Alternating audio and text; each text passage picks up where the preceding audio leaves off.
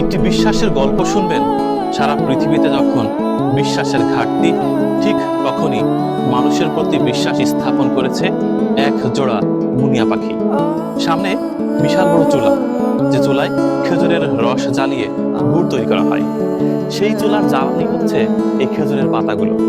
এখান থেকেই গাছিরা খেজুরের পাতা জ্বালানি হিসেবে চুলায় ব্যবহার করে। অথচ কতটা বিশ্বাস থাকলে এক জোড়া ক্ষুদ্র মুনিয়া পাখি বাসা তৈরি করেছে। শুধু বাসা নয়, এর মধ্যে 3টা ডিম আছে।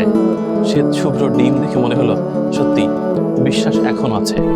মানুষ মানুষকে বিশ্বাস করেন একথা সত্য, কিন্তু অন্য প্রাণীরা ঠিকই জানে মানুষের মর্যাদা কত বড়। মানুষ সৃষ্টির সেরা জীব, এটা তারা হয়তোবা ঠিকই বুঝতে পেরেছে। এই মুহূর্তে মনে পড়ছে ড্যাফনি দ্য মরিয়রের সেই বিখ্যাত চলচ্চিত্রের কথা, দ্য বার্ডস, কিংবা মায়ান অ্যাঞ্জেলোর লেখা বিখ্যাত একটি উপন্যাস, যেটা শুধুমাত্র ছোট পাখিদের নিয়ে।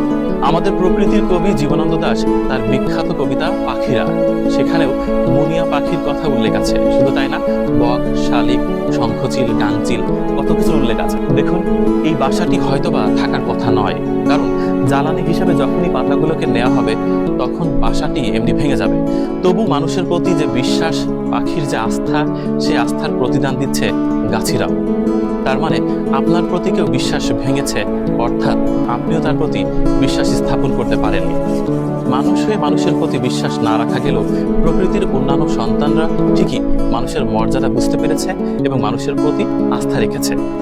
কার্যক্ষেত্রে ভিন্ন কিছু ঘটেও থাকে, মানুষ সেই বিশ্বাসের গোড়ায় হয়তোবা কুঠারাঘাত করে। তবুও এই ছোট্ট মুনিয়া পাখি এটা বুঝিয়ে দিয়েছে মানুষ ছাড়া জগতে কাকে বিশ্বাস করবেন।